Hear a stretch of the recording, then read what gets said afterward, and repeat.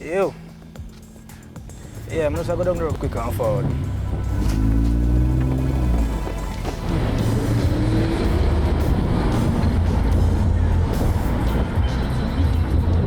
Every time a driver turns the key, lives are put in motion, not just their own. In built-up communities, speed is often the first danger. The main thing about motorists is that if you hit somebody at greater than 30 kilometers per hour, it increases the risk of them suffering serious injury and dying.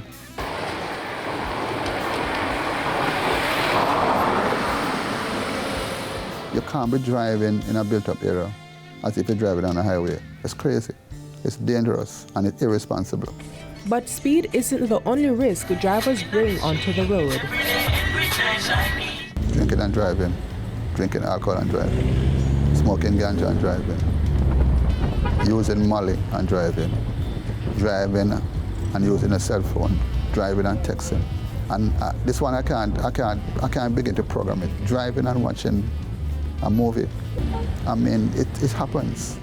And how it happens, God knows. But it's just total madness. But it's happening.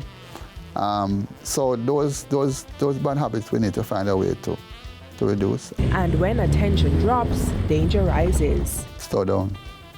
Slow down. Once you're approaching any kind of built-up area, any kind of school zone, any kind of crossing, in Jamaica that we tend to ignore red light, especially motorcyclists.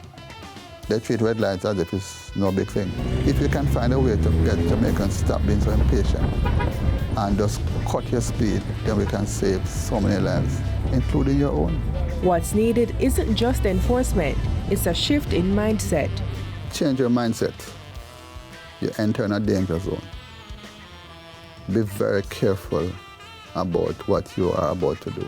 Put on your seatbelt.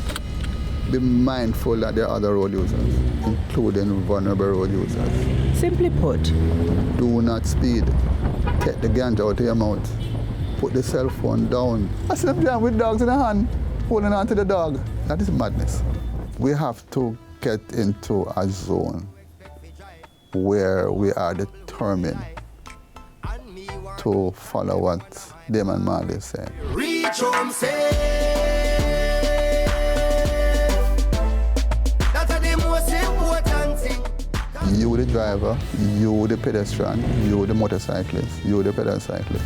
Because crashes don't just happen to strangers. It's happening to so many people around you. You need to take stock. You need to take stock and realize that this is happening. It can happen to anybody. Once you're on the road, you have to assume a different mindset. You have to pray to God Almighty you're going to reach home safe. And you take the necessary precautions. Whether you're driving a car, riding a bike, getting home safely starts with the person behind the wheel. Patience isn't just a virtue on the road, it's protection.